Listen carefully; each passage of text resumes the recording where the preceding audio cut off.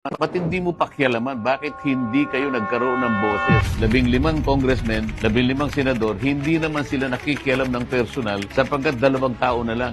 Kung sino man yung chairman ng Appropriations Committee ng House, ito yung isa. Yung kanyang counterpart, ito yung chairman ng Senate Finance Committee. Kaya palagi ko naiisip na dapat siguro panahon na para questionin kung bakit gano'n ang pamamaraan. Hindi naman ako averse dun sa halimbawa magkaroon ng conference. Averse ako dun sa kaduluduluhan. Bakit 2 tao na lang nag-uusap at walang kinalaman na yung mga miyembro ng 2 kapulungan. Kaya biglang na lang napunta yung AKAP, hindi rin alam ng mga representatives na dinala doon. Ngayon, nagkakaroon ng magbe-blame sa bawat isa. Pagkatapos, yung iba bumoto, yung iba hindi bumoto. Pero sinasabi ko rito, pag hindi ka bumoto, yun lang ba yun? Ba't hindi mo pakialaman? Bakit hindi kayo nagkaroon ng boses o ng partisipasyon doon sa final na pagpuporma nito? Kamukha nun, tinanggal nila yung budget ng PhilHealth na 74 billion pesos.